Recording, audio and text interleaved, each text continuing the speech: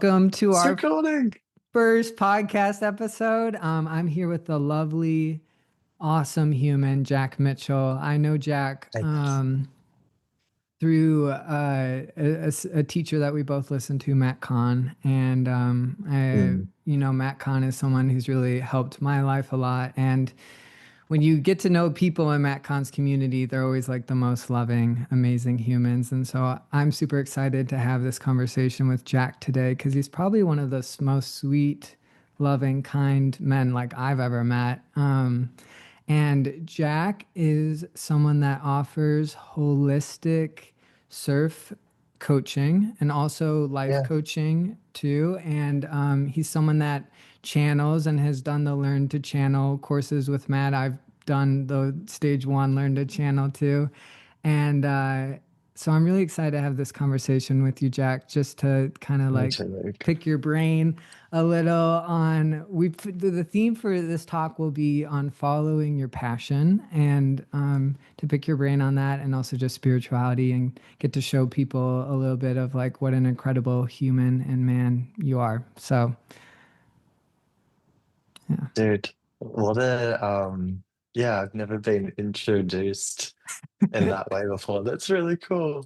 And yeah, I'm super excited to dive into this conversation and just explore all of these nuances that come with actually living a life of your dreams and living living a life that was greater than you ever expected, because Mm, I'm starting to see it as I'm starting to experience it as a real thing, like a real experience you can have. And it's not what it's been for me for a long time, where it's always like this far away thing that I'm always reaching for. It's like, right. wow, I'm actually starting to like be in this incredible life. And yeah, I'm excited to explore all of Yeah. the nuances that I'm learning through it. And Yeah, definitely. Yeah, I think it's a powerful talk because I think definitely in our like society culture, like there can definitely be a tendency to like find a stable job, like make a good income, get a partner, and it's like very like goal oriented, but it's not really focused on like how do we feel on the inside as we achieve that. And something I've been thinking about a lot lately is like learning to trust like if something I'm doing is miserable, it doesn't mean I necessarily need to change that tomorrow, but it might not be the most aligned path for me. And so I think a good starting question would be like, how did you find your aligned path? Maybe what were some roadblocks you had to finding that path? And how did you start to feel the fruits of, oh wow, this is something that really isn't something that I'm just giving to it, but it gives back to me. so it's really like, for me, my journey, it's only within the last 7 months to a year that I've really started to feel more in my aligned work. And when I look at what really got me started in the momentum toward there, like, of course, throughout my life, and as I've just survived the experiences of my life, as I've done that, of course, I've moved closer to my dreams and just the bigger the bigger life that I'm here to live, or the the deeper timeline I'm here to fulfill. But there was a specific stage where the momentum really got started for me, and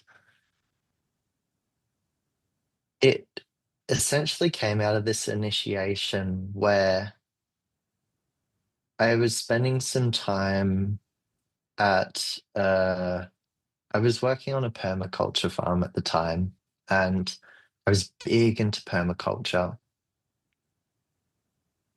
And then I was staying out on this farm in this dynamic where I was getting paid. I wasn't I wasn't getting paid for the work I was doing, but I was working there in exchange for living there. And I was working in this way that just really wasn't sustainable for me under this person who I really felt the need to impress. And, there was a lot of stress in that living environment. And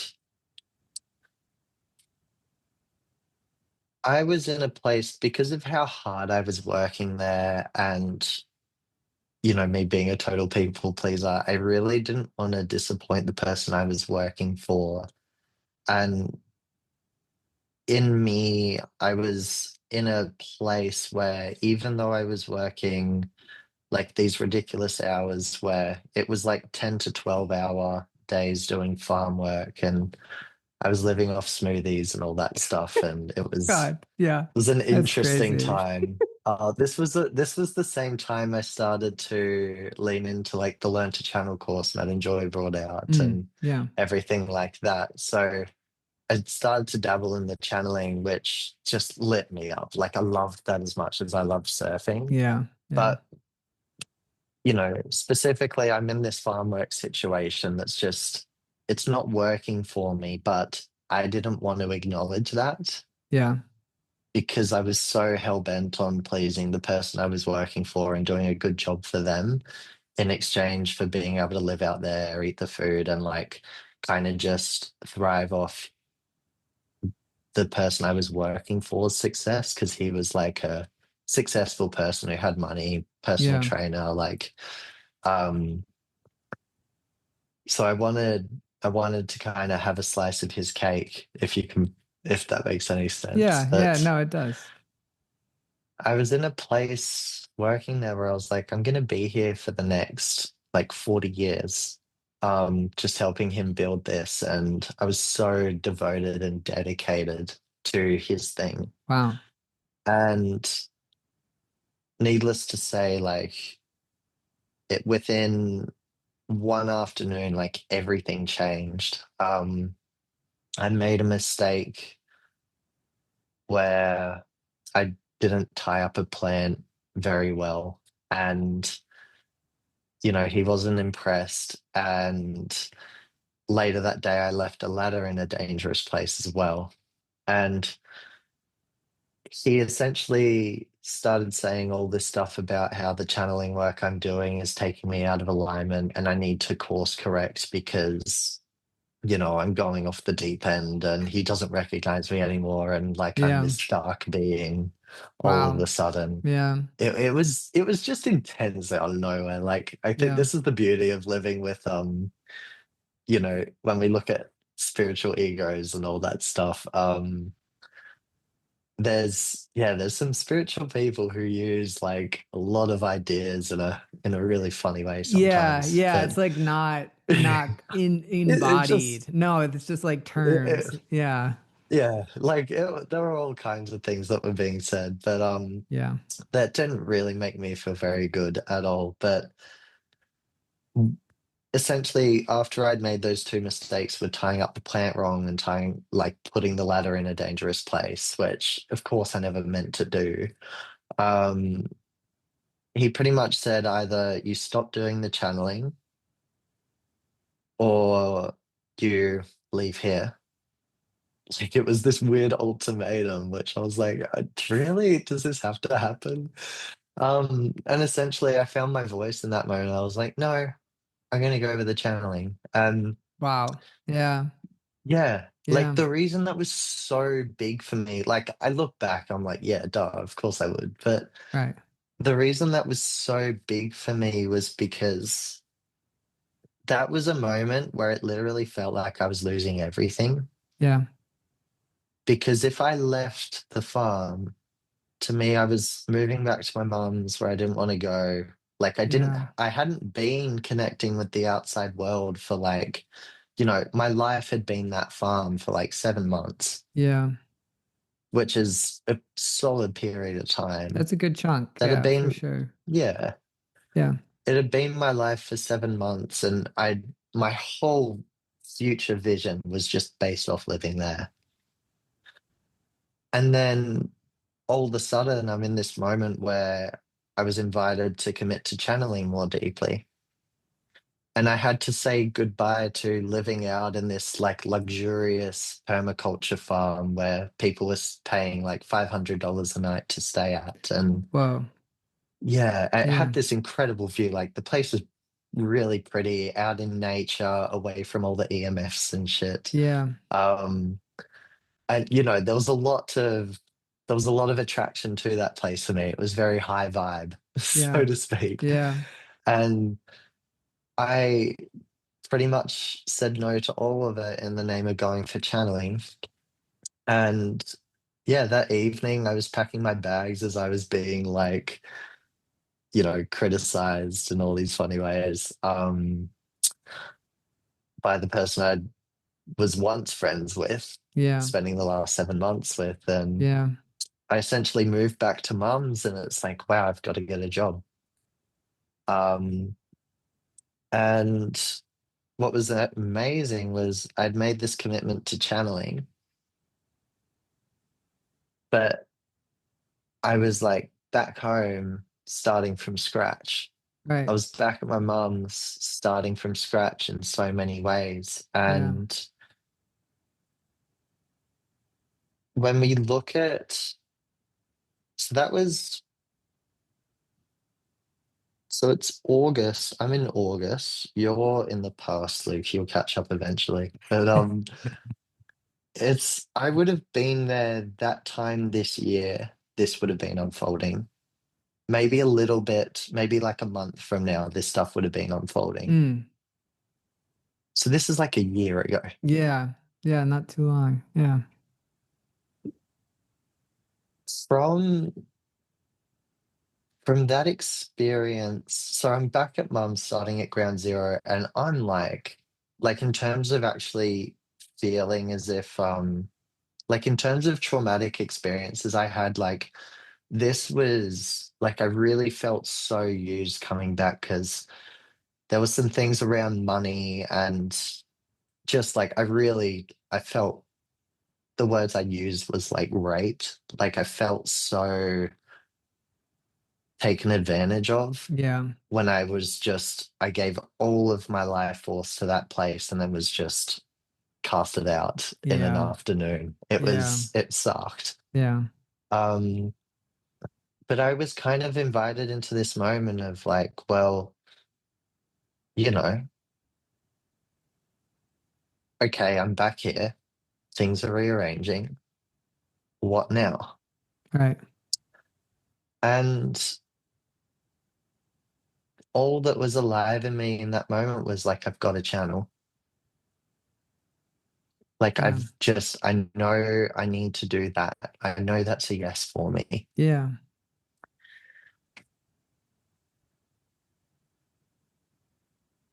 That, if we backtrack, because a big piece here is the work I've been doing with Matt and Joy Yeah. and the private coaching I've been doing. Yeah.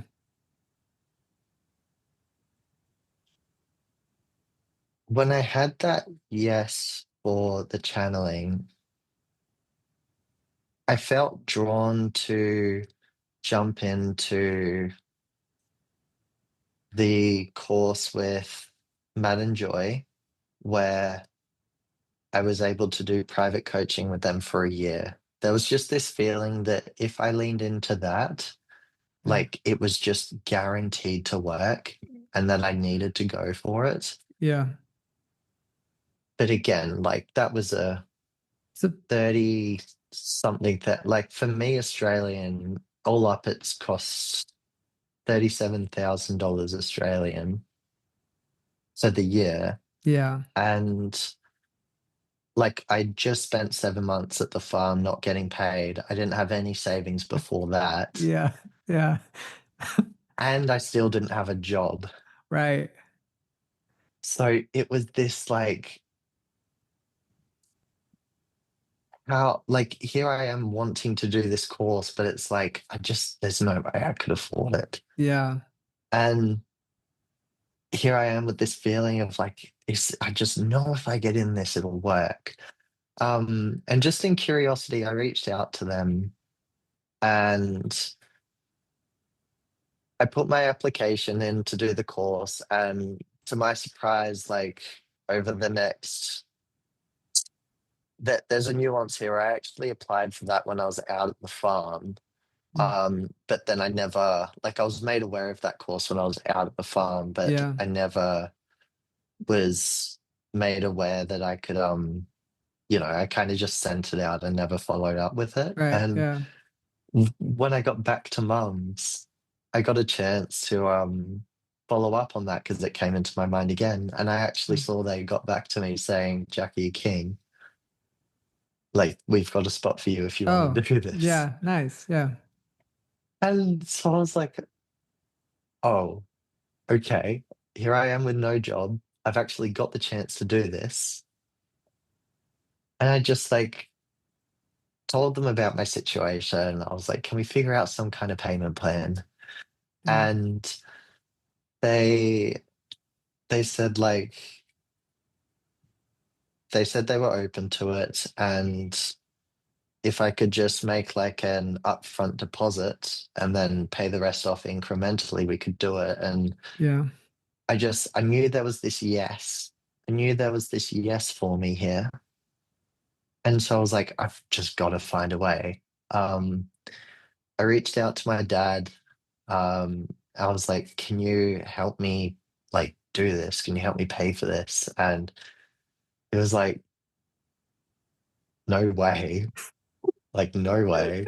Because it's like all this money, it's all this Yeah. money. It's not giving you a degree. It's not giving you this certification. Like, no way. Yeah. I was like, and I was like being totally transparent. Like, I was not like, we didn't see each other for a few months after that. I was so devastated.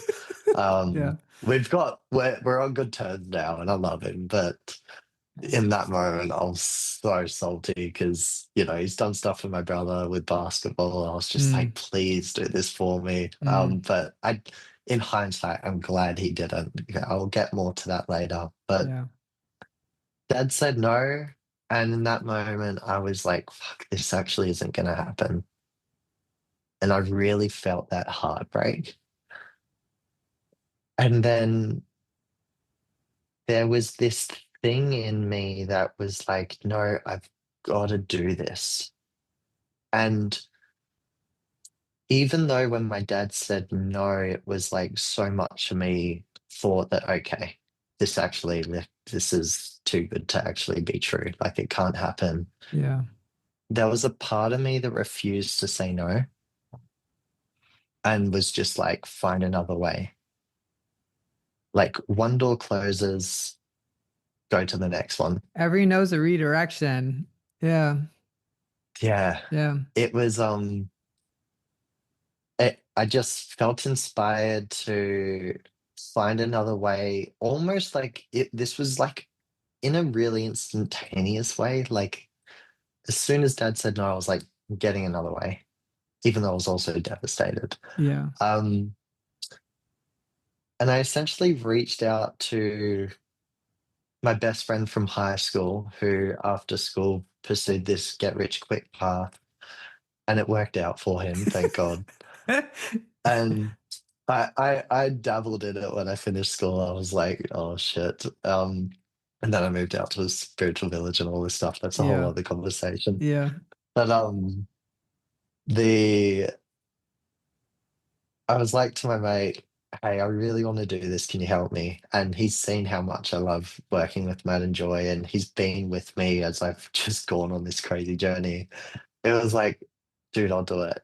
Um, and he essentially gave me $12,000 first up to do the payment, to do the upfront payment to get me in, with the exception that I pay him back in a few months' time now. Um, I pay him back $14,000. Mm. Um, so he made an extra $2,000 of that. Well played. But the he gave me the money to get the upfront payment. I was like to Matt and Joy, hey, I've got the money to pay up front. and then can I pay like 9 weekly installments, which equal like $9,000 over 4 installments. So like solid money. Yeah. 3 or 4 installments, I can't remember. Solid money. And when I actually said like when I said that, I was like, will I actually be able to pay off these installments? Because keep in mind, I still didn't have a job. That's yeah. I mean, this is Yeah, yeah. This is right, definitely fake. right. Like on It's a it's it's I this was really one of those moments where I was like, I'm getting way too in over my head. Like, there's no way this happens, especially for me. right. Especially for me, there's no way this happens. Yeah. And I was like, well, got a chance. And like, this is a yes for me. What if I just go for it? Um, and they're like, yeah, Jack, we're fine for you to pay later installments. Let's get started. And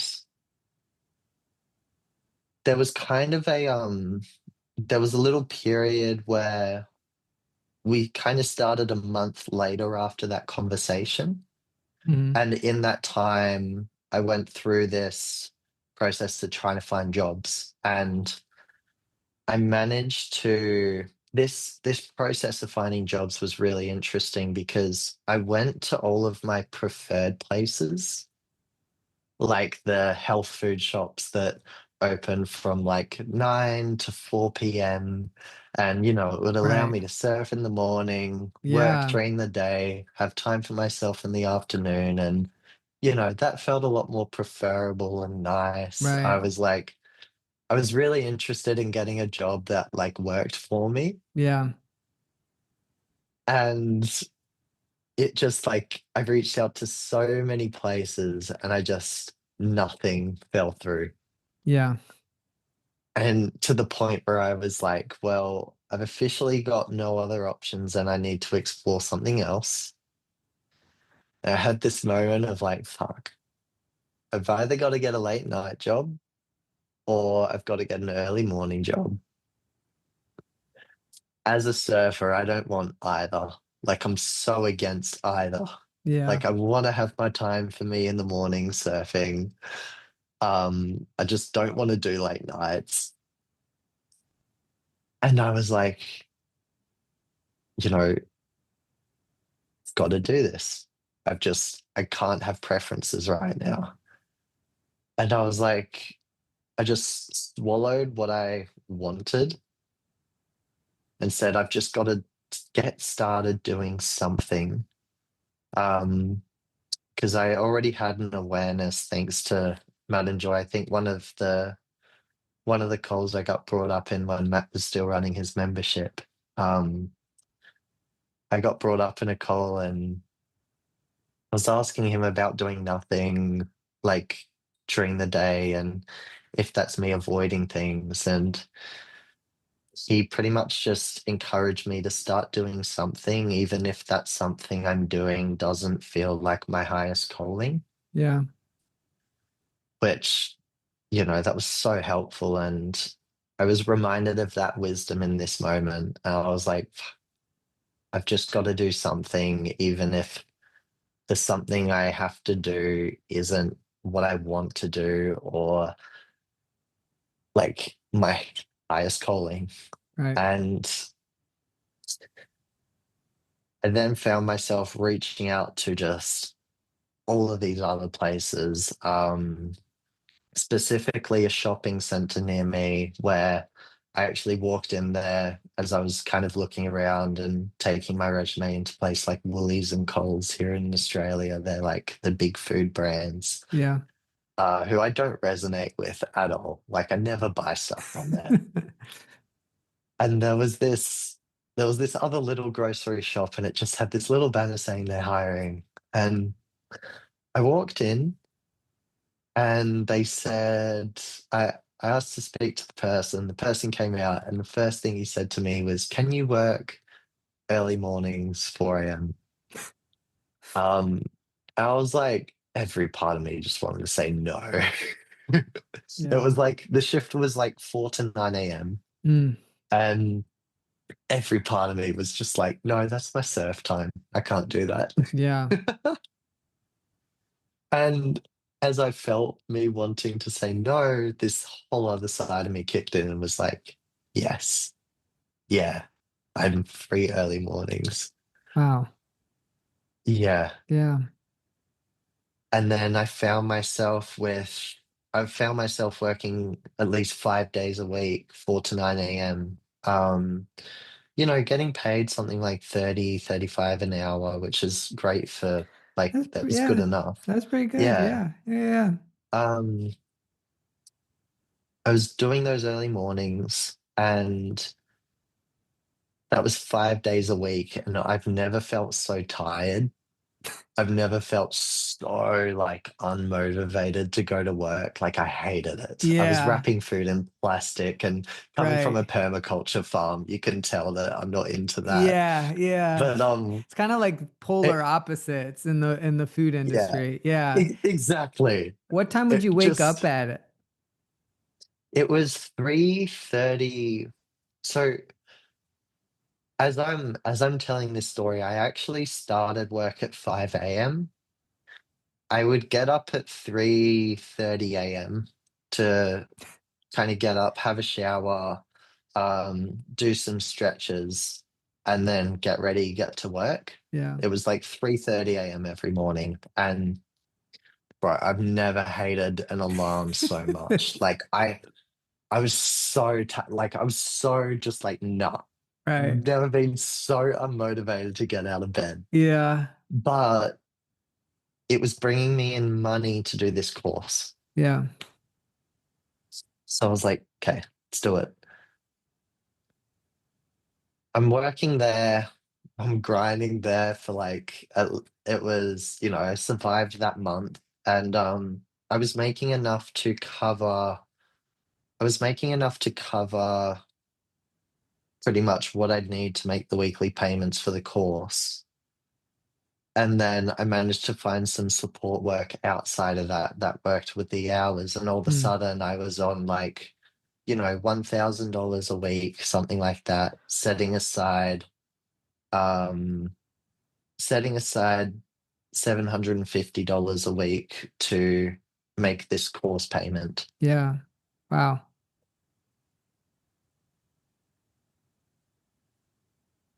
That process was not something I wanted, Right. as in, there's so many other jobs I would have preferred to do to pay that money off. Yeah. And I was in a place at the time of like, dude, I guess if this is what I need to do, I was in a place of, I'm going to have to do this for the next year in order to pay this job off. This is going to be hell. Right. But, you know, the course felt worth it and I was willing. Yeah. I get started with doing the privates with Matt and Joy. And we get on to the first hole. And I was telling them about how we were kind of just exploring my goals and my intention. And there was just something around leaning into my healing business. I didn't know what that looked like, but there Yeah. was just something around leaning into my healing business that was so, um, it just had that yes feeling. It just had that make that, that's, that's it for me feeling. Yeah. I liked the idea of, I've always had this dream of being able to do my own work, doing the thing I love and that I find fulfilling and that feels like what I'm here to do. And so I was just like, I want to like do that full time. And I'm thinking bigger picture here. Like eventually I want to be able to do that. Right. Yeah. And in that session, it was so cool. It was like, because my idea of that was channeling. My idea of that was doing channeling sessions like Matt and Joy do. Right. And in that first session, it was like, because I started to tell them how, I'd love to, surfing came into it. And I was like, I'd love to be able to mix surfing in with the channeling stuff and like kind of mix those two worlds together. And, you know, there was just something about surfing that I wanted to weave in there, but I very much saw them as two separate things. And Yeah. they were like, cool, they were getting playful, and we were talking about like these surf yoga experiences where we do a surf session and like, there's a little stretch at the start and then we do the surf and then we come in and there's like a little channeled message. And we were just, they were introducing me to me all these ideas and just like, getting me excited. And I never felt so um lit up and aligned. Yeah. And from that session came this like, I just had this feeling of like I've got to go in the direction of like surfing and channeling. Like I've just got to do that. Yeah. And so again, through the guidance of Matt and Joy, I essentially just every hour, like outside of working at this grocery store and doing the support work, it was leaning into the surfing and channeling world. I started doing a video on Instagram every day where I went live or just uploaded something to Instagram, doing a little message. And, I was consistent with that for a little bit. And outside of that, I got my surf instructing certification, and I started to get little pop-up jobs within the surfing community because I already had connections in that space, being a surfer my whole life. Yeah. And I started to get a taste for I started to get a taste for the surf coaching world and just dip my feet into that. And I had a few more sessions with Matt and Joy as I'm working with, like, I had two more sessions, I think. These are bi-weekly sessions, 1 hour that I'm paying them for. And I after those two sessions, there was a thing that happened where Matt and Joy helped me see that the the work I'm kind of here to do, it's at least for this next little bit, it's not so much around the traditional channeling. It's it's more actually diving more into just the surfing world. So the way it's going to give me access to just everyday people Yeah. who aren't even interested in spirituality. They just want to surf. Right. And it's going to open up me up to just helping so many people that I wouldn't get the opportunity to help if I went forward with my healing business in a very spiritual way. Right. And I was like, okay. And they started inviting me to go out to local resorts and see if I can work there slash run surf sessions through there. And, I reached out to a few local resorts just to see if I could start running sessions through them. Whether these would have legally been allowed, I don't think they would have. Knowing what I know now with like the permits and stuff, Yeah. I don't think I would have legally been able to do it. But I reached out to them thinking like, okay, I've got to get if I can partner with them and like offer them this, I can use their clientele and they can do surf lessons with me and it's tourists and stuff like Right. that. Yeah. And that didn't work. And so I started to get focused on, can I actually just work at a resort so I can get paid better and be around people who may be interested in surf lessons because the grocery was a total dead end job. And Yeah. what happened was I got myself into something the grocery job being the something, even though it wasn't very ideal. And now that I was in the something, I was using all of my energy to get myself into something better. And boy, after I completed the shift at that grocery job, I was like, yeah, really got to get myself out of here. Yeah. It's like it was so motivating. And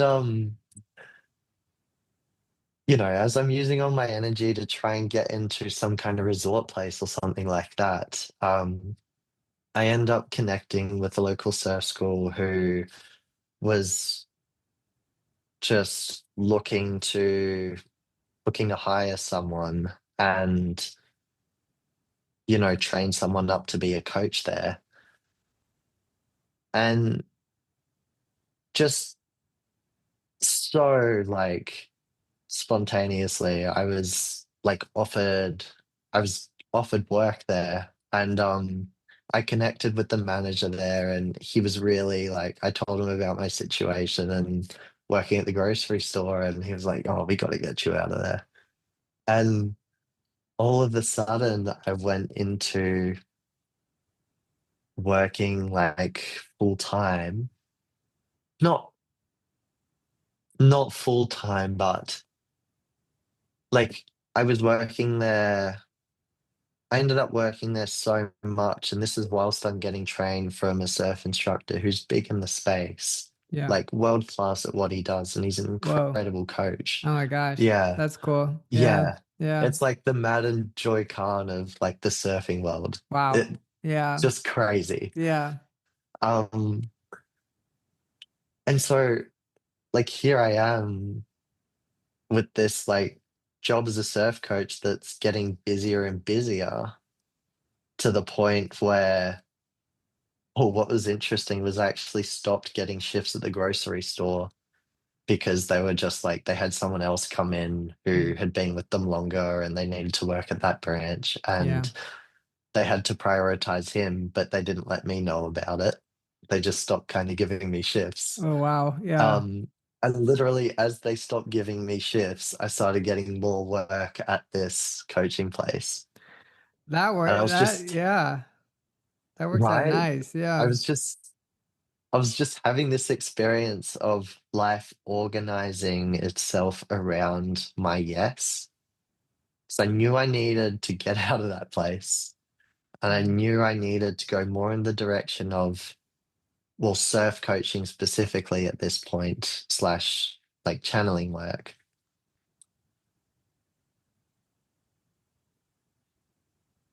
All of a sudden I find myself in a moment where it's like I'm not actually paying this course off through working at the grocery store like I thought I was going to be still, like for the next, I mean, at least the next few months from where I'm standing from now. At that time, it was like years. Yeah. And I've all of a sudden found myself paying this course off through surf coaching. And it was just, it was so like when I look at what got me to that place, it was really this sense of knowing that I needed to spend my time almost working hard. I needed to spend my time outside of the grocery job, getting myself to the next best thing. I needed to put my energy into getting myself into a space where I knew that was more aligned rather than staying at that grocery store and just kind of outside of my shifts, not working towards something else. Yeah. So I share that there's a whole second part to this story now that I'm leaning more into my own business, which like that's a whole, we'll get to that in a sec. But when I Yeah. look at what's got me into this sense of alignment and flow, it took a lot of surviving the something that I knew I didn't want long term, but I needed to do temporarily. Yeah. It took surviving that. And then as I'm surviving that, like grabbing myself by the hand and almost just like very it's like this really empowered loving feeling of like just grabbing the part of me who's playing small and is like wanting to hold back and is scared, grabbing that part of me by the hand and just pulling him to where he needs to be Yeah. without his consent in a way. Yeah. Yeah. Yeah. No, I think that really, I like, there's definitely been like stages in my life of growth where it's like you just got to force yourself. Like, I think people Mm. oftentimes like wait to be comfortable or wait till they have the courage to act on something. And there's sometimes you're going to step into a moment where you don't have the courage and you have to go, I'm going to do it anyways. Yeah. And like what when I was listening to your story, it really sounded like one like leaving the farm was like the death of the fantasy or the death of like the expectations you had for your life, but the Mm. death brought you into reality. And I think what's Yeah. beautiful about your story is like you really committed to reality and like went through a lot of growth in a very short period of time. Um, and I think it really highlights like the power of faith and committing to that faith and also like recognizing there's going to be times in our life when we just got to say yes to things. And that's actually like a lot of like thinking about settling and compromising. Like sometimes you do need to settle and compromise to actually be where you want to be. Mm. Um I think that's really a really beautiful nuance that doesn't always get probably talked about a lot is like sometimes you're going to just have to grit your teeth and do things that are not going to be fun, but they will actually long term get you to where you want to go. And Mm. I think that's when I look at my life, I've definitely had times where I wasn't looking at the long term and making choices based off the short term that led to huge like road bumps or like, oh, a car went off the road, it's flat Yeah. tires, gotta try and figure something out now. And yeah, and then I've also I think right now it's like I'm looking for a job, so it's definitely nice to hear like your how you found a job and stuff, Oh, and then dude, it sucked. it's like my yeah, no, it's just It like sucks. it's It's yeah, not it's fun. like who invented this process? Oh my God, it's awful. I don't know. Yeah. I think even with like AI, like it's made it a lot harder, but it's Yeah. like Wow. yeah, but Yeah. so I think it's really nice to hear like when sometimes when we're like keeping the long term in mind as we take action steps, it might not always be the most amazing step that's in front of us, but sometimes it's a step we Mm. need to take, and that's actually going to get us to the Yeah. long term. And I think when we can orient towards long term goals, and what step do I need to take to get to the long term is like when we get there. Um, so I guess my follow-up question would be when you started to find yourself into the surf coaching and you're now in a job Mm. where it's like more fulfilling and you're Yeah. feeling good about like where you're at, what kind of became the next step of growth from there or what like as you were surfing what really started to open up more for you as you were working that job.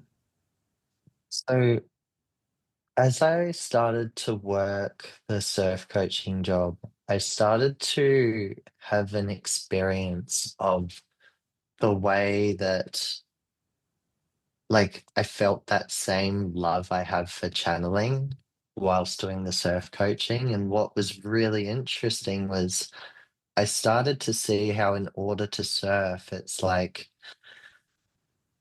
there's this, when we look at progressing our surfing, there are these energetic components.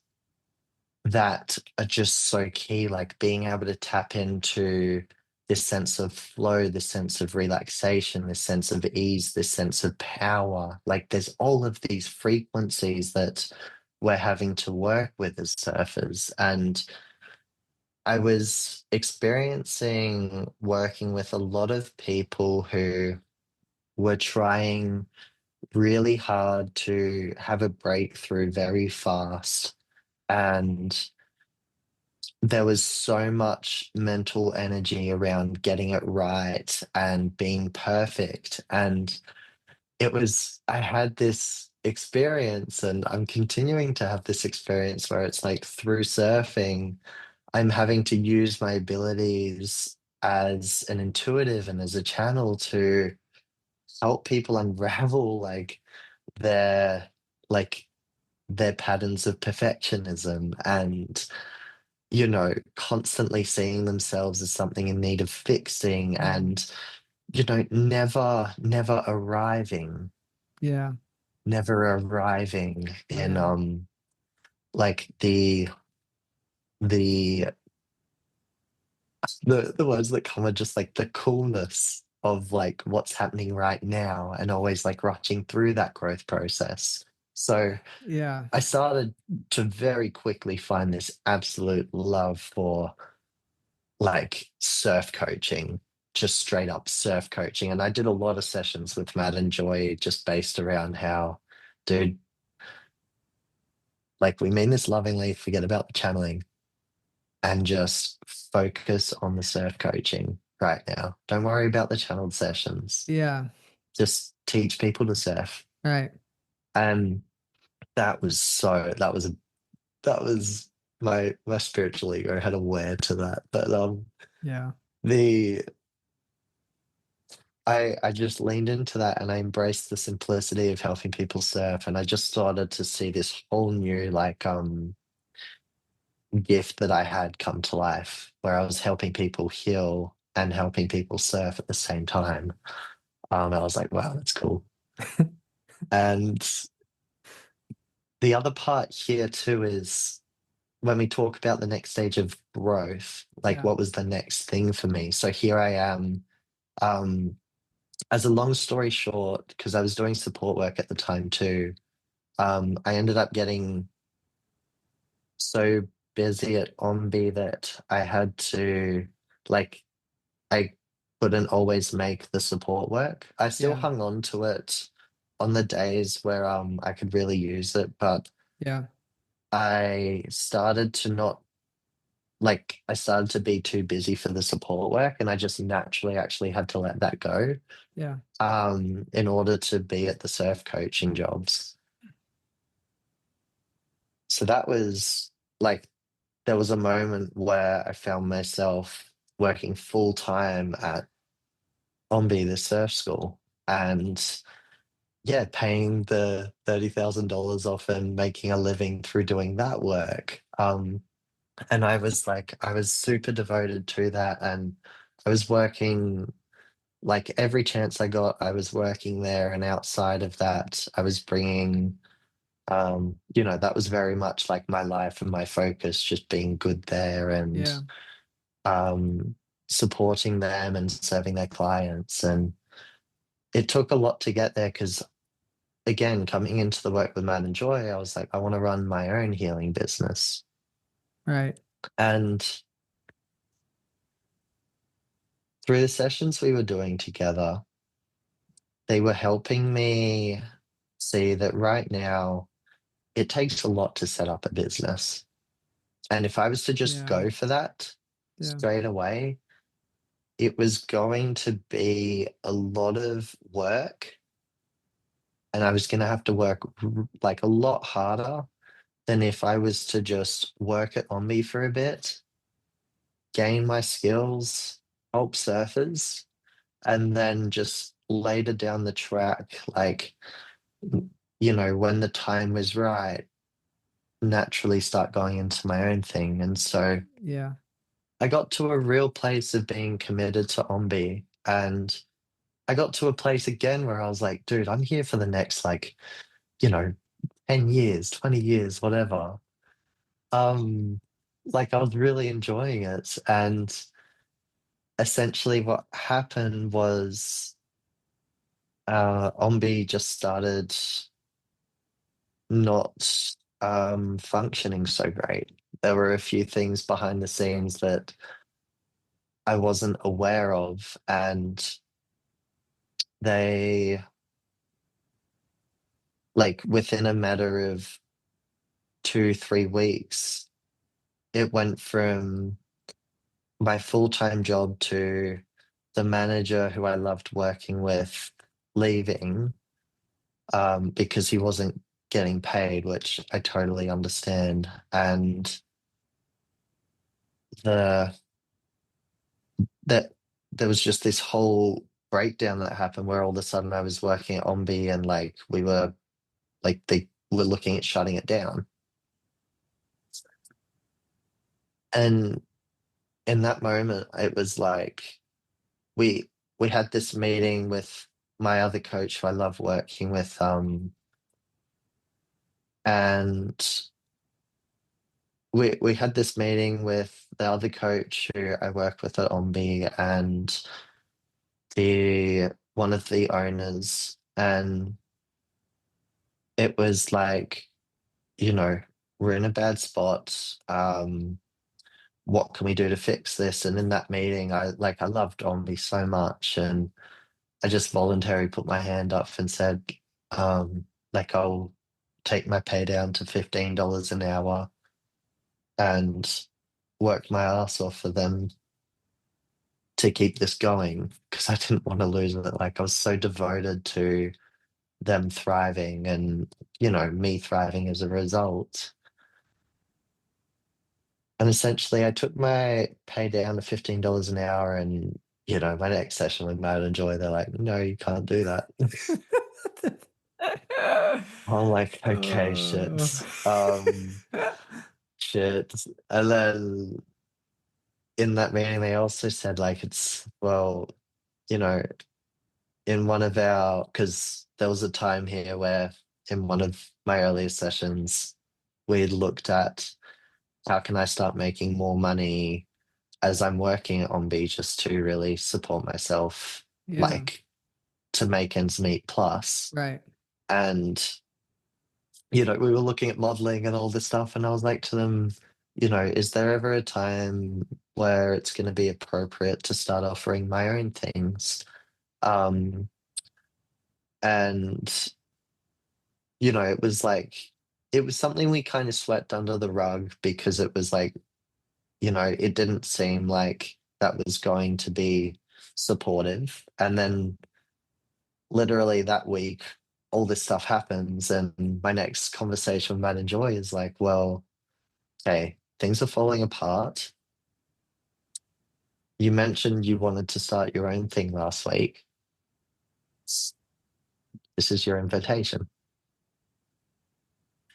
And they helped me see that all the energy, because as I was working for $15 an hour and just working like for the first time in my life, like 12, 14-hour days, um, like just behind the scenes trying to get things happening at Ombi and Yeah, money into Ombi and work there. I was like reaching out to people. I was in such a place of desperation where it was like, who do I know who knows people that like, how can I get more work? How can I do more sessions? Because I need to keep myself afloat. And I really wanted Ombi to like survive. yeah, I didn't want to lose my job there. right. And I just, I was putting all of this energy into growing Ombi, and I was made aware, well, what if you took this same energy and invested it into creating your own business? And I was like, okay. And as much as I was like, oh shit, but like, what if people start not liking me? Because obviously, like, Ombi's helped me so much and has trained me up so much. And they've, like, in so many ways, like they've just supported me so hugely. Yeah. I was like, God, I don't want to like dog them. And there was there was this big piece around like I've got to go for what I need, and I've got to go for what like works for me in like what felt like a really specifically a really selfish way, Yeah. because I'm someone who, I'll work for free at the local yoga ashram cult. Right. Yeah. I'll work for free at the permaculture farm. Yeah. I'll take my pay down to 15 an hour, Right. and I'll put myself on the line for someone else's desire, someone else's dream. Yeah. And I was just invited into a moment of like, will I devote myself to my dream? Right. Will I devote myself to my dream and, you know, like go for that and Right. put all of this energy I'm putting into other people's things Yeah. into my thing? Yeah. And, it's been a really, I'm really fresh into that journey right now. And I've been like there's things happening there that are still exciting, and some new owners have come in, and we'll see where things go. But like I am in a place where it's I've I've had to I've put a lot less energy into it, and I've watched that get less busy and things just deteriorate, and that place just feel like not the way it was. Yeah. Um, it's really kind of fallen behind because in many ways, like I was the one working there the most, and I was just like I was happy to keep that place thriving and alive, and I was devoted to it, and then I Yeah. took my devotion for it away. And it started getting less busy, but I'm now getting more busy within my own business. Right. And, you know, the pay is like incredible. I've got people who are actually wanting to work with me and are loving getting coached by me. And, I'm getting to help them break through and just experience like these things that they didn't know they could experience. And I mean, through it, I've even helped a few of the surfers I've been working with start leaning into their own business. And it's like, That's amazing. it's just Yeah. really, Right.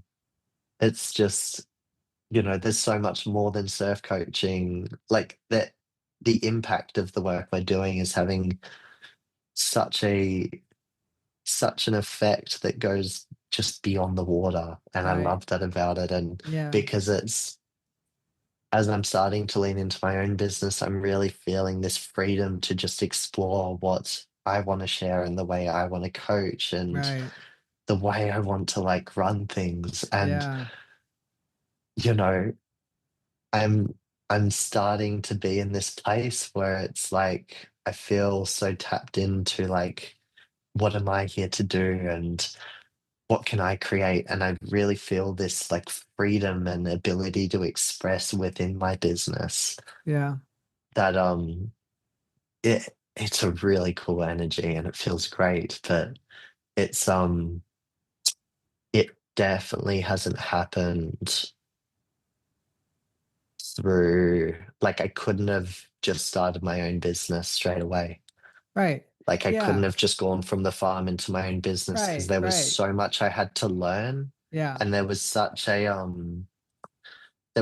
many learning experiences I needed, which I really gained through working at the grocery shop and the support work and like managing clients, booking them in for sessions, seeing all the back end stuff that you need to do, I started to really get a glimpse of the kind of work it takes to actually do like to live the dream. Right. Yeah.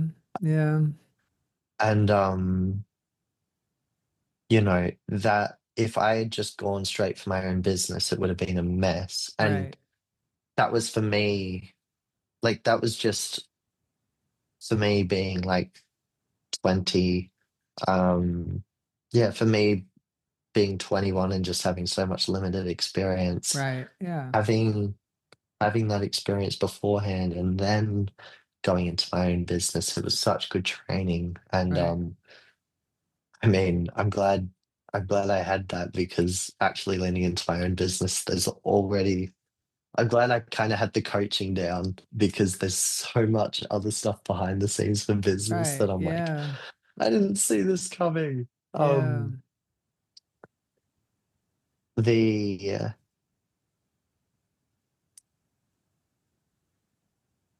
if I think for a lot of I'm not saying in many ways, especially as we're like the beauty of my journey is I've not had much experience, but I've got a lot of time. So that's kind of my advantage here, and I can make a lot of mistakes and kind of just like I'm in that learning phase. But Right. I think there's a lot of us that have already gone through like the preparation stages and the learning stages, Yeah. and we've got the skill set, and Right. now it's just like, will we say yes to the invitation of going in the direction of like the just that next yes for us, whatever that is. Right. Like, Yeah. will we adventure in that direction and Right. kind of trust the life experiences we've had and almost set aside our imposter syndrome? Right. Yeah. Or it Oh. looked like, Oh, yeah, like going off what you said is like, I mean, even when you're doing something you're really passionate about, there's going to be times when you're going to be doing it and you go, I don't want to be here right now. Like, even for me, it's like mm, I do like open mics where I go and channel, and there's like times that the open mic when I get there, I'm like, I don't want to be here this Friday. Like, I don't want to be here. I don't want to do this. And it's like that's my ego avoiding growth. That isn't a voice to listen to. And I think we can get kind of hit a roadblock if we listen to that and go, oh, maybe I'm not really into channeling, or oh, maybe I shouldn't go to the open mic this week. And it's like, no, just continue to take the steps. And like, I was even mm, listening to like someone on Seth Rogen on TikTok today, and he was talking about like the people that make it and the people that don't make it. Like the big divider between those two groups oftentimes is one, the people that make it or get close to making it, they never gave up. And it's like if you enjoy doing something, don't give up on that. Like if you mm, think you can, because if someone has done what you want to do, that means you can do it. There's no reason that they mm, are better than you, or that sometimes it's like for different people it's going to take different time, and for some people will have more opportunities or more resources, but it doesn't mean you can't create what you want to create. And like I think that's kind of like, while we do all kind of have different backgrounds and different levels of like privilege and different hurt and different like awareness and wisdom through our experiences that all create different opportunities for us or different things we're good at, the thing that makes the playing field equal is if you continue to walk down the path, doors are going to start to open. And like listening to your story, that's like, I mean, mm. just committed to your path. And I think I think that oftentimes the path itself can be daunting. And like, I've even had conversations with people at like restaurants and stuff of like, just like we're two strangers sitting eating ramen, and I'm talking to this Yeah. person and they're like in a high paying job, And I'm like, if you could do anything, what would you do? Because I know they just happen to Yeah. be working the job that someone in my family also works, and I know it's not a fulfilling Yeah. job. And Yeah. they're like, I'd be a helicopter pilot. And I was like, Bang. right. And it's like, well, why don't Bang. why don't you just go be a helicopter pilot? Like, there's no reason you can't do that. And I think we can. There's one of I don't. There's like what we talked about in this conversation of like I'm settling and compromising in something that's not aligned and I'm not willing to be curious of what could be better, or I'm not willing to settle and compromise to get where I want to go. And Mm, I think like with your story, you really hear like that it's not always going to be fun and you're not always going to get to do the things you want to do. And mm. even when you're walking the path, oftentimes the path itself is going to be in a direction where you go, I don't want to do that. Like I don't want to wake up at 4 in the morning and put food in plastic. Like It who? was 3:30. There's a Yeah. big difference between 4 and 3:30, let me tell you. Yeah, no, Yeah, I feel that. I used to work at a golf course and I would wake up bro. at, yeah, I would wake up at like 4, Yeah, 4:30, no, and like the it's more not the fun. summer went on, it would get like closer. Like I had to get to work at 5. I would get closer and closer to that 5 mark of trying to Yeah. stretch it. Yeah, it's like that's early. That's really, Yeah. really early. Um, and so, yeah, some of kind of like, I guess, kind of like off tangent of where our conversation was headed, but I think they're kind Yeah. of fun questions is like Go when for you, it. when you think about like riding a wave, what do you feel like that is like a metaphor for life? I love this question. When I think of actually surfing a wave, I mean, there's so much. If we just look at the surfing journey and what actually goes into getting on a wave, like before you're on that wave, like, you know, the preparation it takes out of the water. So, like, you're in terms of supporting your performance, you're like, you have to care for your body and like hydrate, give yourself water and like support your hydration so that you can actually function in the surf. And then there's this whole conversation of like surfing can be intense on your body, and if you're not embracing other exercises to support your body as you surf, it's like there's there's consequences to that and there's Right. implications. Like you Yeah. can't just surf and be be healthy through doing that. That's just the Yeah. words that come. But like I just share that to say like there's a preparation to it. And then you actually get to the surf and it's like sometimes you're expecting the conditions to be great and they're not. Sometimes you're expecting the conditions to not be great and they are. And there's this whole journey with even just getting to the surf. And then you get out there and, you might see these pumping waves out the back, but it's like you've got to work pretty hard to actually get out the back. And you've got to really put effort in as you're paddling out the back and have that ability. And far out, you got to persevere because sometimes you might try your best and you get pushed all the way back into shore by the waves and you can't get back out. Mm, And when there's a sweep that's taking you all the way down the beach, you've got to mm. walk around back to where you started, Oh which could be like gosh. depending on where you are, like a 500, 2 kilometer walk. Wow. Yeah. That's a good You're walk. already gassed from trying to paddle out. Right. And you've got to have the capacity in that moment after you've just been screaming your head off because you're like, geez, well, it's a lot more violent than geez. There's a lot more swear words, but it's like,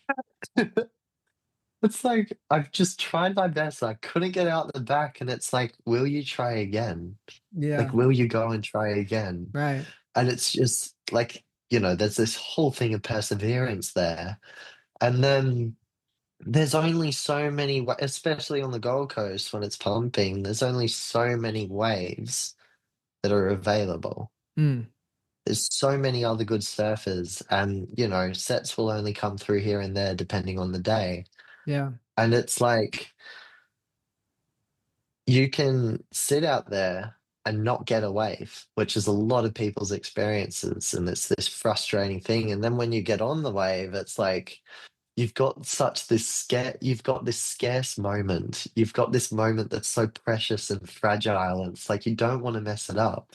And then you get all yeah, tense. yeah, It's like you're surfing the wave in a really safe way. And um, hopefully you don't make a mistake or you get smashed and you've got to paddle in and walk around. right, So, like, in terms of a metaphor for life, like surfing a wave, there's a whole journey that goes on behind the scenes.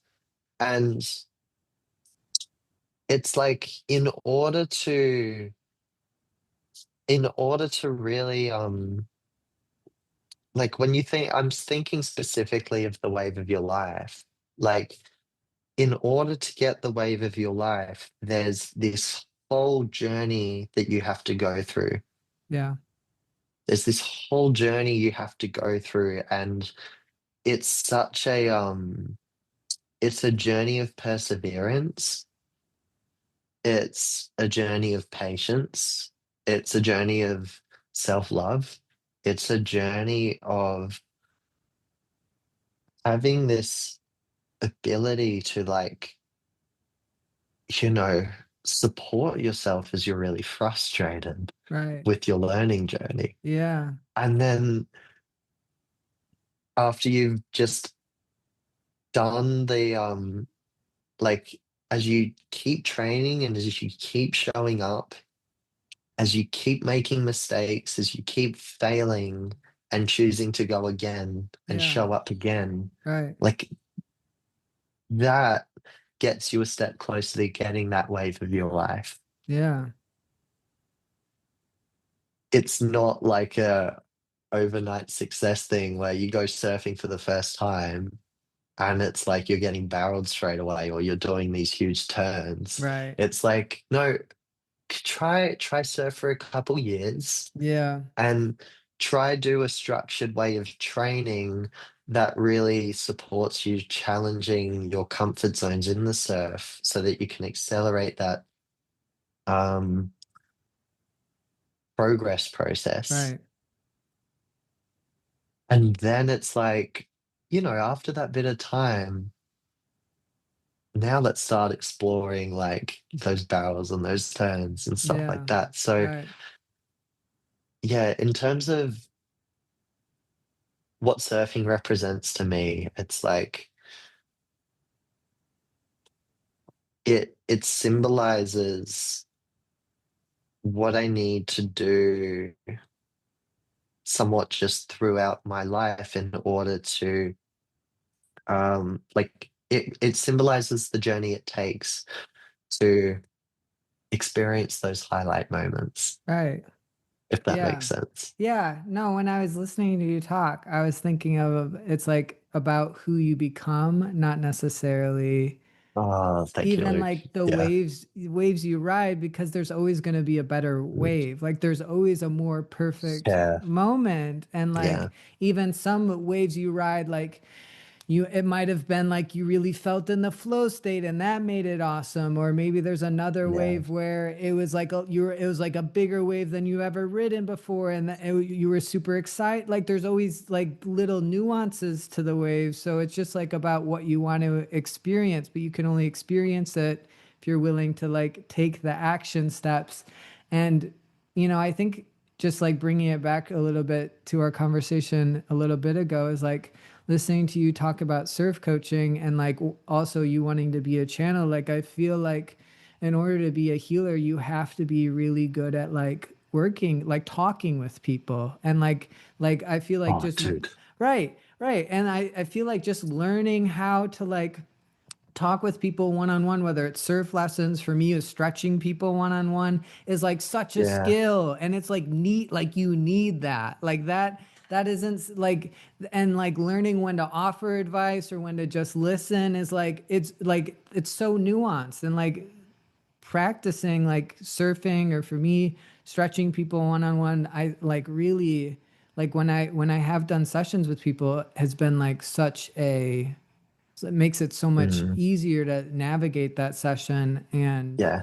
yeah, Because it's like, I wouldn't have been able to do this work if I just said, oh, yeah, I'd love to do something like channeling and surfing, but then didn't show up to my training, I right, guess. yeah, So, seriously, like, right, I could have right, spent all day inside. I could have spent all day at mum's thinking about how, you know, I could have spent all day at mum's just wanting to only do what I wanted to do and yeah, refusing to do anything else and yeah, just saying, no, I'm devoted to I'm devoted to creating my healing business. I want yeah, to create my healing business. That's a yes for me. right, Like, bring me that. And then open my eyes, saw that I was still back at mum's, see that I'm still only got these job opportunities at the grocery markets. right, And it's like, no, that's not in alignment with me. That's not what I want. I'm going to go back to saying, no, I want to be a healer. I want to do these things. yeah, And then like nothing outside of me changing, right, because I've not taken the grocery job steps that I need to take. yeah, And so it's not just been saying yes to what I want to do that's got me there, though definitely I'm continually invited to say yes and almost remarry my healing business every day and, yeah, in little moments and little ways. right, But it's ultimately taking the action step that celebrates that yes. So if I've, for example, with my business currently, it's like the only way I'm actually going to be able to support my business thriving is if I block out time in my day to put that toward the things like the back end systems and planning my yeah, business plan and my customer journey, and then let alone delivering for the clients I'm already working with right, and, booking in the sessions with them, delivering on those sessions, providing them value. yeah, Outside of that, inviting them into the next thing that's going to really help them. right, And outside of that, doing what I need to do to put myself out to more people and spread awareness about me and what I'm doing. right, So, like, if I wasn't willing to work, like, I'm just transparently, I'm working 12-hour days yeah, and I've not had a weekend in a while and I'm still yeah, frothing. But the, like, if I wasn't doing that, like, no amount of saying yes to my business is going to bring that dream alive for me. mm, Like, these are the action steps that are going to support my business staying alive. And yeah, it's like, will I take them or will I not? right, Will I yeah, say yes to them? Will I not? Because yeah. it's like I'm saying yes to my business through actually taking the choices that support it growing and thriving. Yeah. Oh, that's beautiful. Yeah. No, that I think that there's so much truth into that. And like, yeah, it's like I've been thinking about lately, like your greatest manifestation tool is like your action steps. It's like people are like the rituals, or Oh, dude, like pulling dude, right? cards, and it's like take the action steps. You're not going to manifest something if you don't work your butt off to create it. And even like listening to your journey and like hearing about like you were invited to constantly commit on your long-term Mm. goal, which And now that you're in a space of creating your long-term goal, you've developed the commitment to actually be willing to commit to the journey over and over again, even when it's hard, even when it's 12-hour day. And that's beautiful. And that's like I think a lot of times we can get in. I've definitely gotten the idea before of like enough spiritual practice, enough like if I Mm, meditate hard enough, I'll just be able to okay. create what I want to create. And it's like, no, you actually just gotta create your life. Like you have I, to work. having a really funny flashback just before I was introduced to Matt and Joy. This is when I like just finished school. I was Yeah, tuning into some of Joe Dispenza's stuff, and through like I'm not like putting this on at fault of Joe Dispenza. This is just the way I yeah, interpreted what he's yeah, saying. yeah, Um, through doing his work, I like or through following his work, I had this idea that if I start my day and I like just meditate for like 45 minutes to an hour and get into this really high feeling state, yeah, and then like have this really good visualization, then things outside of me, like I'll just start experiencing synchronicities and things will happen. And what was really funny, Luke, I actually did an experiment with um I really wanted the garage, which is just behind this wall, like mm, cleaner because it was a mm, mess. yeah, And I was like, okay, I'm gonna capture this to prove it works. I'm gonna capture this journey and I'm gonna say, okay, I meditated every day for 45 minutes around getting my garage clean. And this is what happened. And I filmed day one. It was really funny. I did it on the first day, meditated, I visualized my really clean garage and how beautiful it looked. And I was like, yeah, things are going to start changing now. I didn't put any work into actually cleaning the garage. I just had that and then went on with my day. Needless to say, the garage never got cleaned. And if anything, that visualization brought me to the action steps I needed to take to actually clean the garage. Like it yeah, brought me to the inspiration eventually of, oh, I've actually just got to set time aside today to move this thing over there. right, yeah, It was like that no amount of meditating changed that garage. If anything, mm, it brought me to the action steps that I yeah, needed to take in order yeah, for that garage to get clean. right, There wasn't right, this magical force that happened and yeah. um yeah, nowadays there's a lot less meditation and a lot more just actually doing shit. It's Yeah. like if you want a clean room, if you want a clean room, like if you were to actually just pick your clothes up off the floor and put them in the dirty clothes or put them back if they're not clean and then like make your bed, you'll probably have a cleaner room, right? Yeah. Right. Right. Yeah, Yeah. No, so good. I've done like so many visualizations and like the things teachers will tell you is like your life will change.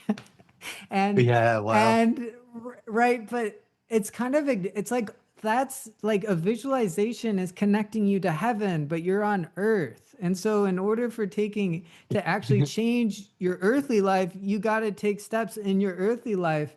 And even like the act of connecting to heaven, if you do that too much, then you're ungrounded and scattered and you can't focus, which I sometimes still experience from time to time. No. Yeah, Dude, but no. Scattered, what do you mean?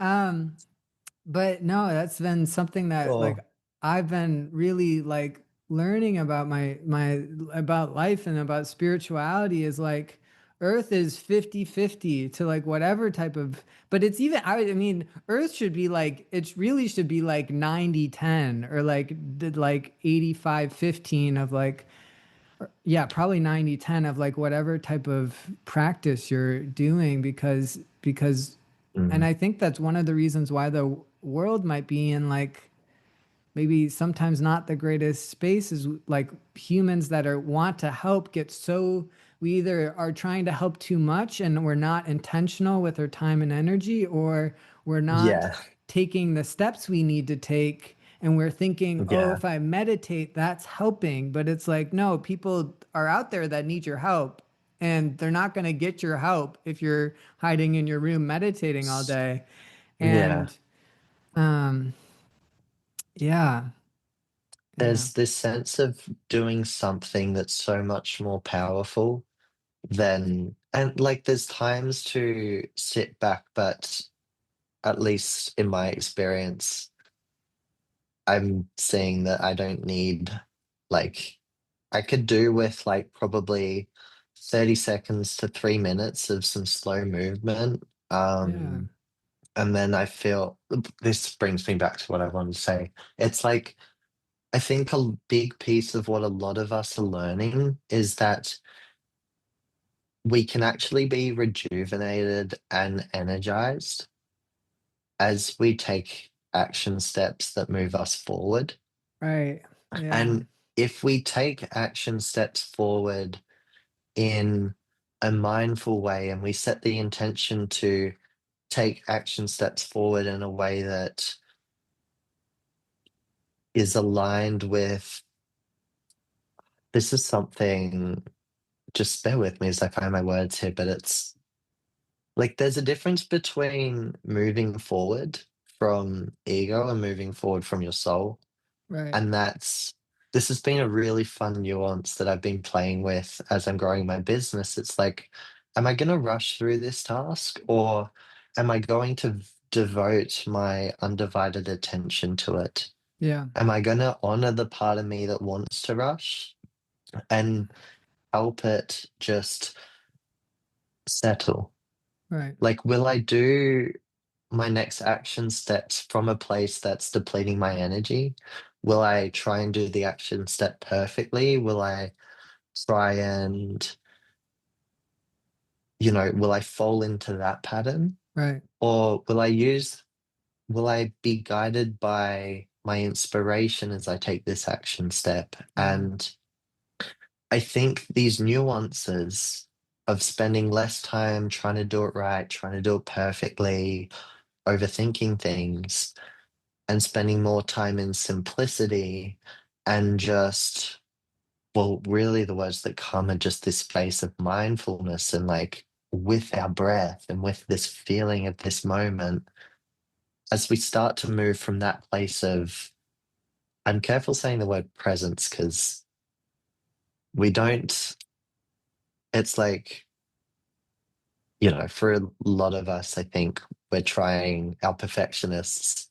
This is Be a conversation present. I've had in the surf. It's Yeah. like our perfectionists are trying to make us more present. But when we come from that place of mindful and bring mindful into our action steps we take, all of a sudden we don't need as much rest time and days off and rejuvenation time as we think Right. because we're being rejuvenated and nourished as we move forward, as Yeah. we take action. And it's actually as we complete an action step mindfully that we're invited into taking the next action step still from a rejuvenated place. Yeah. Yeah. Yeah. When you're talking about that, I was just thinking about how like Matt often teaches that like, if you sat all day, maybe rest is moving your body. And if you've moved all day, Mm, maybe rest is sitting. And I think like leaning into that when we're trying to really build something is like, okay, if I just taught swim lessons and I was moving a lot, like I can be restful while I'm working, sitting on my laptop, getting things done for my exactly. for my Yeah, business. Yeah, yeah. And yeah, yeah, and I also like always being aware of time. Like if we get in a perfection mindset, we can end up wasting so much time on a step that really doesn't matter. But then it's yeah. also like you are representing your business with whatever flyers or things you're putting out there. And so trying your Mm, best, but it doesn't have to be perfect. And like mm, yeah, and it's like it's all about okay, I have this much amount of time. I'm gonna work on it and try and make it the best I can. But at some point, I'm gonna have to move on to the next steps, and it doesn't have to be it, the most flawless thing. And I think about that with like yoga teaching and now like YouTube channel is like when I started yoga teaching, I was awful. I was an awful yoga teacher. I was Uh, terrified to speak speak in front of people, which if you're teaching yoga classes and the whole job is speaking, it doesn't make the best experience. So I would teach like super simple classes, could barely get the words out, but I just kept on doing it. And yeah. then like a couple years down the road, like people are coming up to me after a yoga class and they're like shaking my hand and they're like, "Thank you." Or like I've had other friends who like were like your yoga class moved me. And it wasn't like I was trying to be a great yoga teacher. It's like I just kept on teaching classes for years and years and Yeah. years. And I think that's Yeah. like we like get in a perfection mindset of I can't be bad, but it's like, no, your badness is what's going to make you great. If you can Mm. embrace it and go, God, that really sucked. And I'm going to have to continue to get up in front of people. So I better start getting better at this. Like that's the driving force. And if we're not willing to step into that, we're never Mm. actually going to do something that's fulfilling to like our being or like our soul. And then the other side of that is like not being too loosey goosey. Like even when I was like teaching for years and years, I would still make sure I had a planned, concise class every class, and I would change the class like every week or every 2 weeks to keep it fresh and to Mm. keep and like recognizing these people are coming for me, so I better show up and I better give my as much as I better make sure it's a good experience and I better make it still fun and interesting and still create ways where they can grow week after week and balancing those two ideas of it's okay to be bad, but don't allow yourself to be awful when you could be better. Mm. Yeah. Luke, that's such a I love that insight so much. And Yeah. as you're that just there's so much in that, which I'm glad this is the conversation we're having as we near like the end of this conversation. Yeah. Because I'm Yeah. about to go into yeah, a lot more admin stuff for the rest of Mm, my day. I've had a great morning coaching. It's been so nice. fun. Yeah. And yeah, like that's the spending, the doing the tasks in a productive way rather than spending all your time on like the Yeah. stuff that doesn't matter and Right. getting drained. It's such a big part of the journey. It is. Yeah. And it's one that I'm failing my way through. It's almost like every day right now. I'm like um I like each day I'm a step closer to not wasting so much time trying to do everything perfectly because Right. I'm just draining myself out of that. And Yeah. um yeah, I love that piece around just starting, Yeah. just start Right. and keep going. You'll get Yeah. better eventually. And You'll get embrace better the through going. Yeah. and embrace the badness. The mistakes are your driving force. And if you never allow yourself to make mistakes, you're gonna have no drive to actually get where you want to go. And so like you have to be like some of these times, like when I was starting yoga teaching, like even the YouTube stuff, like the beginning, it's like, it's okay. You know, if it's not that great, that's fine. I'll keep on We'll give it putting in some that. years. Yeah, keep on putting in effort and it'll only get better. And like, Yeah. yeah. And with yoga teaching, it was like, okay, by the fourth or fifth year, like it didn't really take a lot of effort for me to teach a great class. And so recognizing the more time I'm taking the step, the easier it's going to get. Right. The less you'll have to plan, the easier it flows. And even like with like admin stuff, it's like you'll eventually figure out how to manage your time so well if you just keep on Yeah. walking the path. And it's like, okay, it's okay if I'm bad at it now. Like I'm only going to get Yeah. better if I just keep on doing it. Maybe I'm doing this so I can get better at it. Maybe Exactly. one of the reasons I'm inspired to build my own business is to actually, you know, develop this weakness. Right. And Yeah. yeah, it's humbling. Everything is like a lesson if we're willing to embrace it and willing to say, this is probably helping me grow in some way, shape, or form. Yeah. Yeah, So yeah. I guess like one little wrap up question and then we'll kind of close out. is, we've been talking about like we've been kind of like weaving balance and harmony with action and intention near the end. So I guess like just what's one way you've been like finding a little balance in your life, whether that's taking care of yourself after surfing, Mm. taking like finding a good way to rest and restore even after a really long day, and like what's something that's really been a game changer for you? This is gonna sound like a really like just weird. This answer. I'm just gonna say it. You'll see what it's like. But the biggest thing that's helped me find balance is actually like neglecting the need to have balance. Yeah, It's this because like I'm the kind of person who for most of my journey has been so concerned about balance yeah, and keeping myself in check so nothing bad happens or something like that. And it's always kept me holding it's always kept me in this place of like just in either a big way or just a little way holding back from like the uncomfortable things. right.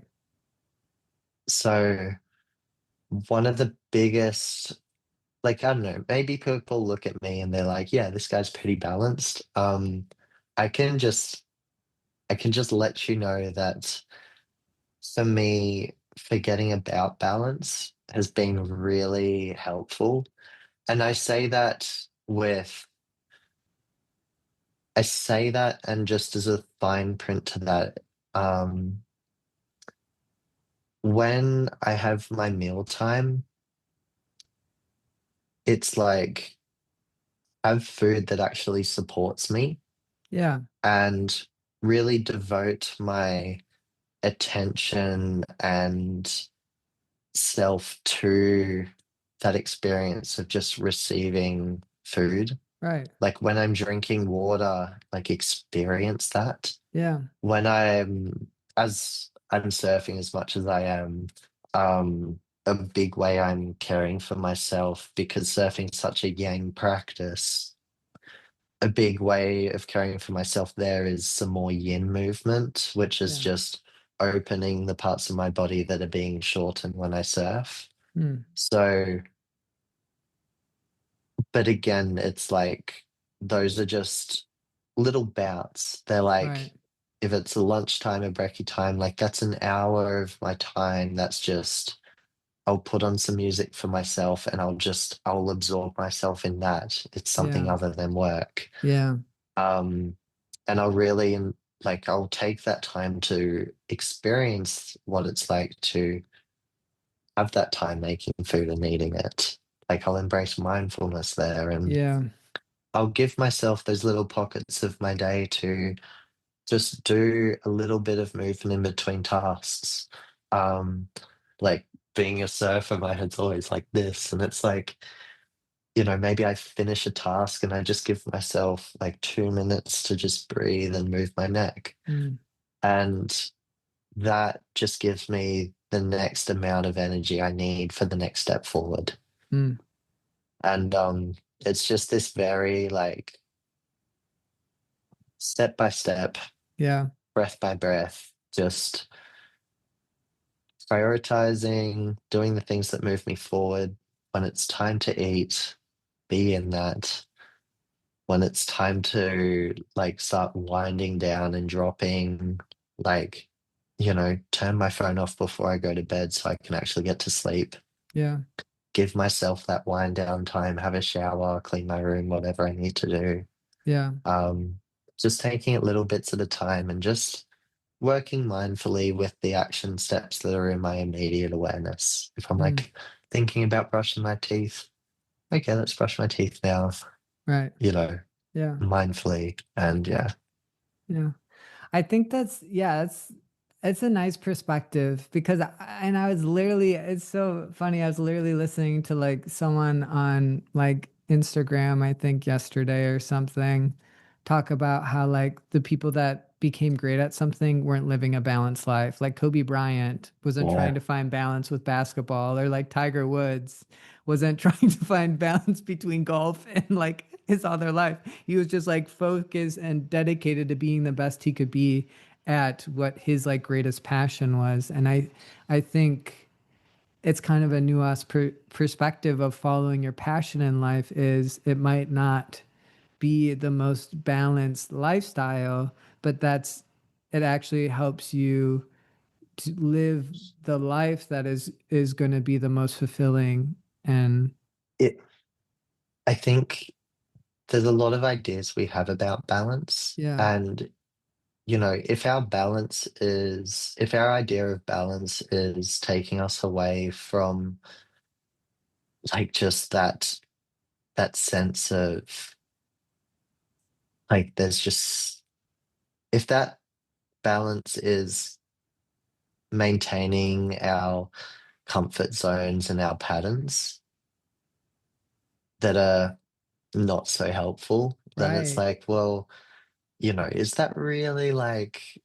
it really worth maintaining a lifestyle that supports you having the patterns that you're ready to outgrow? right. Or is balance more something that kind of destroys just like those limiting ideas of yourself? And Mm, is balance really more something that brings you into alignment with who you actually are? yeah, So, yeah, our ego loves balance to preserve itself. yeah. Wow, that's so And deep. I needed that. I needed yeah, that one. Oh, that yeah. was a good message. Damn. It's like Ah, I say it lovingly, and I'm glad I've taken this. Like, yeah, I'm really grateful for the journey I've been taken on, because it's like for so long it was like I was stuck in that, and it yeah, feels far better like not being balanced, but actually, being put in my discomforts and right. having to lean into the things that are growing me. Yeah, yeah. Yeah, it's so much better. It's so much better, I Mm, promise. mm. So to close out, let people know where they can find you or find information. Also, I just want to note Jack is in Australia. So if you're watching Yes, in the I'm United States, Australian. I mean, unless you want to fly me over for a good amount of money, I will happily yeah. do a surf lesson for you. Yeah, Zoom coaching, lifestyle coaching calls, Jack's your guy. yeah. Yeah, No, if you're resonating with just this call and you want to spend just more time, um, just in my energy and just like in what I'm sharing, please reach out to me on Instagram at Jack Mitchell Official. It's got a big blue tick next to it. I that's feel really awesome. official. It's Yeah, that's great. great. Um, yeah, reach out to me there, and I'm working on bringing out a WhatsApp community where I'll specifically be helping those of you who might be interested in surfing. And, there's always the opportunities to do work online Mm, and help you in whatever way you feel you could use a bit of help with it. yeah, So please reach out if you're keen, and we can totally look at how we can work together and how we can support each other. So yeah. yeah, reaching out on Instagram. Could you spell your last name? Just maybe there's different and Yeah. yeah. So on my Instagram, and I guess we'll leave a link to it on the Mm, yeah, that's a podcast. great Yeah. idea. Okay. Yeah, yeah, yeah. Yeah. Well, should we just do that? And Yeah, we'll just then do that. Yeah. yeah, done. So find the link to my Instagram in the Mm, podcast thing. I don't know yeah. if it's description or whatever. Well, Yeah. yeah, it's been an absolute pleasure. It's been a talk that has really been helpful for me and in areas of my life. And it's also just like such I think you're really an inspiration and like your story definitely has power and can help a lot of people. And I'm grateful that you're my first podcast guest. And also It's honest pleasure. Honest yeah, pleasure. yeah. Also, it's just a real honor to get to interview you and hear a little bit more of your story. And I appreciate you coming on here and doing this. So, yeah, no, thank you. and appreciate your time and coming on here. Thank you for having me, Luke. Yeah. And just watching you lean into this podcast with like the conversations we've had in the past, and like when I was living at the other yoga village, which we'll get to that in another podcast. But Yeah. um, just being with you in parts of the journey and just like arriving in a space where all of a sudden we're on a podcast together, you've got a big mic and these earphones. It's like, holy moly, what a journey. So Yeah. yeah, it's an honor to be a part of this. And Mm. I've loved this moment of connection and the conversation it's inspired. It's been like, wow, this feels cool. Yeah. Yeah. Absolutely. Same here.